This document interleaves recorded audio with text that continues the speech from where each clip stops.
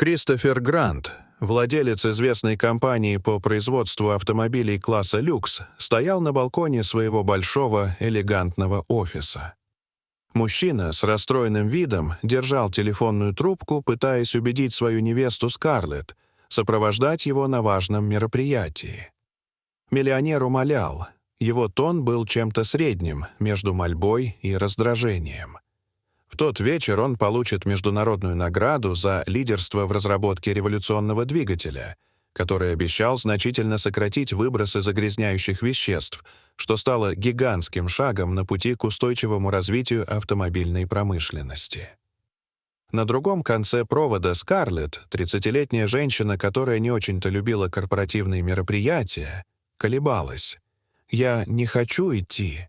Ты же знаешь, я не люблю эти мероприятия. Они слишком скучные, и там будут только богатые старики, которые будут пялиться на меня», — ответила она с презрением в голосе.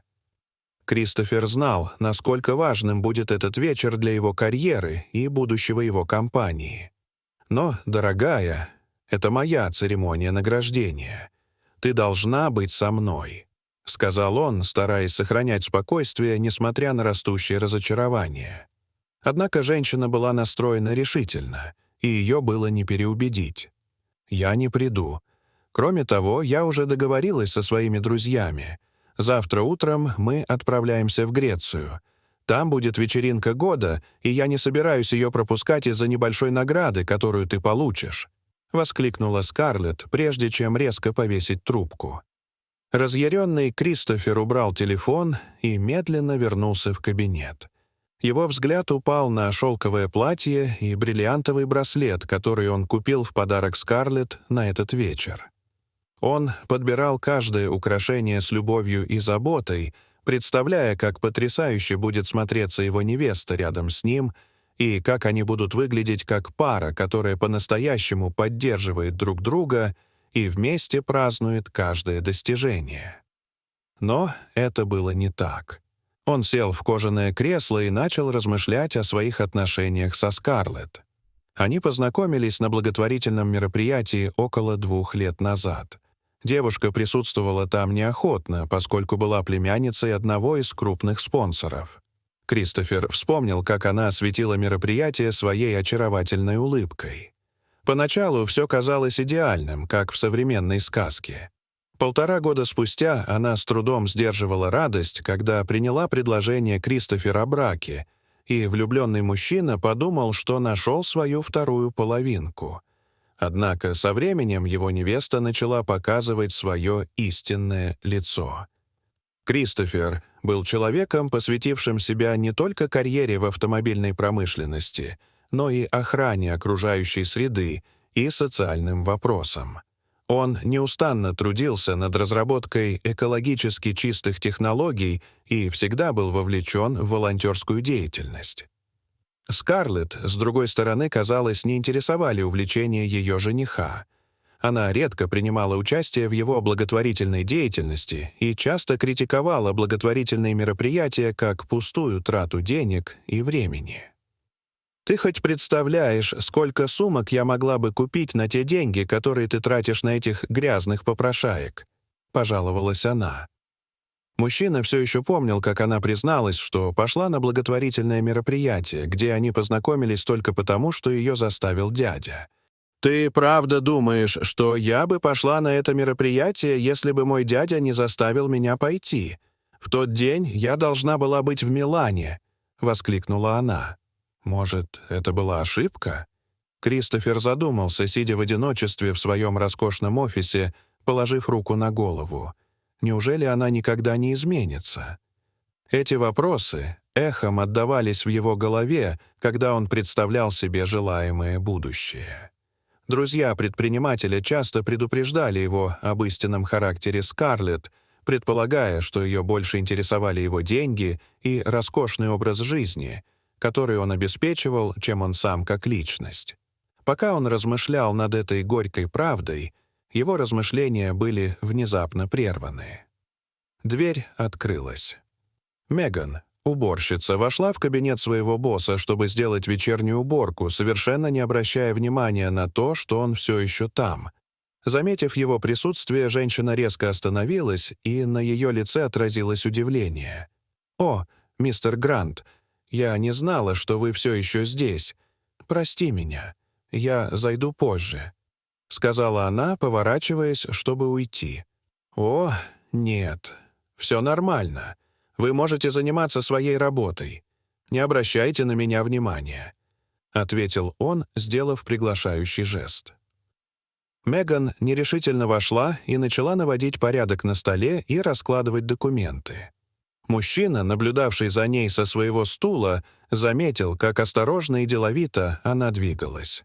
Ее работа, часто незаметная для окружающих в течение дня, была выполнена очень хорошо, и она, казалось, всегда старалась изо всех сил. После нескольких минут раздумий Кристофер решил спросить ее: «Меган, не хотела бы ты пойти со мной на мероприятие сегодня вечером?» Она резко остановилась, ее глаза расширились, когда она в замешательстве уставилась на него. Дело в том, что у Меган было такое же телосложение, как и у Скарлетт, и Кристофер подумал, что платье, которое он купил для своей невесты, идеально подойдет ей. Удивление уборщицы было очевидным не только из-за неожиданного приглашения, но и из-за того, что ее начальник знал ее имя. «Вы знаете, как меня зовут?» — удивленно спросила она. «Ну, конечно. Я знаю имена всех своих сотрудников», — он ответил, улыбаясь. Это признание вызвало легкую улыбку на ее лице, хотя оно все еще оставалось растерянным. Затем мужчина объяснил, что ему нужна девушка на вечер, так как он собирается выступить с речью и не хочет оставаться один. «Но как же ваша невеста?» — нерешительно спросила Меган, все еще пытаясь разобраться в ситуации. Именно тогда мужчина опустил взгляд, и в его глазах появилась печаль. «Она собирается в путешествие, поэтому не может поехать», — пробормотал он. Кристофер попросил сотрудницу не беспокоиться о ее работе в тот вечер и пообещал, что он не вычтет это из ее зарплаты. Затем миллионер показал ей шелковое платье и бриллиантовый браслет, который он купил для своей невесты. «Я думаю, это вам подойдет. Пожалуйста, приходите», — сказал он, и в его умоляющих глазах читалось искреннее одиночество. Меган, тронутая честностью и уязвимостью своего босса, на мгновение заколебалась. Она посмотрела на платье, затем на Кристофер и, видя, что ему нужна компания, решила согласиться. Поэтому женщина поспешила домой, ее сердце бешено колотилось от волнения. Никогда прежде ее не приглашали на такое роскошное мероприятие, не говоря уже о том, чтобы она получила платье и бриллиантовый браслет по этому случаю. Хотя она и не чувствовала себя достойной такой элегантности, она с энтузиазмом нанесла макияж и уложила волосы, стараясь соответствовать ослепительно платью. Через 2 часа, когда она заканчивала последние штрихи, она услышала, как снаружи припарковалась машина ее босса. Выглянув в окно, она затаила дыхание, когда увидела блестящий автомобиль, припаркованный перед ее скромным зданием. Ее сердце бешено колотилось от волнения, когда она бежала по лестнице, стуча каблуками по холодному полу. Кристофер ждал ее снаружи, возле роскошной машины. Когда появилась Меган, он не смог скрыть своего изумления. Она выглядела сногсшибательно. Платье идеально сидело на ней, подчеркивая ее природную красоту, чего мужчина никак не ожидал. Мужчина сделал комплимент, искренне впечатленный, заметив, что она выглядит еще более лучезарной, чем Скарлетт. Уборщица, не привыкшая к таким словам, густо покраснела, а на ее губах появилась застенчивая улыбка. Кристофер любезно открыл перед ней дверцу, и они вместе отправились на мероприятие. Место было переполнено элегантными и влиятельными людьми. Владельцы крупнейших компаний и важные фигуры в обществе приветствовали Кристофера, который всегда представлял Меган как хорошую подругу. По мере приближения момента выступления Кристофера им начало овладевать беспокойство, и бизнесмен начал потеть. Заметив его нервозность, Меган достала из сумочки салфетку и вытерла ему лоб, слегка касаясь его и говоря обнадеживающе уверенно. Мужчина был немного ошеломлен ее добротой, но поблагодарил ее, тронутый ее словами. Скарлетт никогда не оказывала такой поддержки. Он был глубоко благодарен Меган за то, что она была рядом с ним в этот момент. Когда пришло время, Кристофер вышел на сцену, и его слова были наполнены уверенностью и страстью, а его речь об устойчивом развитии и инновациях привлекла всеобщее внимание. Аплодисменты в конце были оглушительными, что свидетельствовало не только о признании его идей, но и о его лидерстве. Когда он спустился со сцены, мужчина был окружен людьми, которые хотели поприветствовать его, поэтому ему потребовалось некоторое время, чтобы снова найти Меган. И когда ему, наконец, удалось добраться до нее, он был еще больше удивлен тем, что увидел. Оказывается, девушка неожиданно оказалась в центре внимания некоторых магнатов автомобильной промышленности. Она была вовлечена в оживленную беседу, в ходе которой они обсуждали не только автомобили класса люкс, но и стратегии устойчивого развития, которые могли бы произвести революцию в отрасли. На самом деле, учитывая текущие тенденции рынка и растущий спрос на экологическую ответственность, внедрение экологически чистых технологий не только увеличит прибыль, но и значительно улучшит общественный имидж, объяснила она, и в ее голосе звучали уверенность и понимание. Кристофер, который приближался, остановился, чтобы послушать разговор. Он был поражен тем, с какой легкостью Меган могла обсуждать такие сложные и специфические темы, касающиеся его сферы деятельности. Один из местных магнатов в шутку предложил: «Не хотите ли перейти ко мне на работу?» Меган скромно улыбнулась и ответила: «Моя работа у мистера Гранта — это все для меня». В этот момент она заметила мужчину и быстро пошла ему навстречу, с энтузиазмом поздравляя его. «Мистер Кристофер, ваша речь была потрясающей». Искренность в ее голосе была ощутима. Миллионер, все еще удивленный и теперь явно тронутый искренностью Меган, не смог ответить сразу. Он просто наблюдал за ней с глубокой нежностью, как будто мир вокруг него замедлился, захваченный восхищением, которое он испытывал перед ее умом и скромностью. Уборщица, заметив его взгляд, на мгновение смутилась, и легкий румянец окрасил ее щеки. Вечерело, и пришло время, когда было уже очень поздно, и ей нужно было уходить. Женщина упомянула, что ей нужно забрать своего 3-летнего сына Чарли из детского сада. Кристофер, не желая, чтобы вечер закончился так внезапно и желая продлить ее приятное общество, предложил подвезти ее. Они забрали ее сына, и он отвез их домой.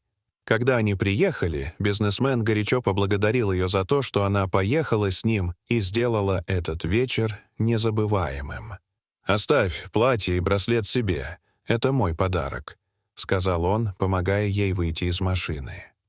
Меган посмотрела на своего босса. Ее глаза сияли удивлением и благодарностью. Она не могла поверить, что вечер оказался таким неожиданно замечательным. В тот вечер Кристофер вернулся домой, чувствуя себя таким легким и сияющим, как никогда за долгое время. Сравнение Скарлетт и Меган не выходило у него из головы. В то время как одна была отстраненной и незаинтересованной, другая проявляла сочувствие и интеллект. Вскоре после возвращения домой мужчина принял окончательное решение. Полностью уверенный в своем выборе, он снял трубку и позвонил Скарлетт. Когда она ответила, уже раздраженная поздним часом, он перешел прямо к делу. «Скарлетт, я расторгаю нашу помолвку». Его голос был твердым и полным эмоций. «Что? Ты пожалеешь об этом, Кристофер. Я возвращаюсь прямо сейчас», — пригрозила Скарлетт, повысив голос от отчаяния до ярости. «Даже не беспокойся, Скарлетт. Мы больше не вместе. Тебе больше не к чему возвращаться. Все кончено». сказал он и повесил трубку со смешанным чувством облегчения в сердце. В течение следующих нескольких дней жизнь Кристофер значительно изменилась. Он часто задерживался допоздна в офисе не только из-за работы, но и потому, что это давало ему возможность проводить больше времени с Меган. Они говорили обо всем, от операций компании до личных вопросов. Мужчина смеялся вместе с ней, чего не делал уже некоторое время, и каждая встреча только усиливала его восхищение ее умом и скромностью. Впечатленный предложениями Меган о том, как сделать производство автомобилей более экологичным, Кристофер предложил ей должность помощника по административным вопросам, на которую она с энтузиазмом согласилась. И, как в хорошей любовной истории, эти двое полюбили друг друга, и через 2 года после этого судьбоносного события пара официально оформила свой брак на простой и глубоко значимой церемонии. Менее чем через год радость возросла, когда Меган объявила, что беременна. Кристофер никогда не чувствовал себя таким счастливым, осуществив свою мечту о создании семьи. Он уже любил Чарли как собственного сына, и теперь у него будет семья, о которой он всегда мечтал. Дорогие зрители, что вы думаете об этой истории? Расскажите, пожалуйста, в комментариях. А если вам понравилось это видео, то ставьте лайк и подписывайтесь на наш канал. До свидания.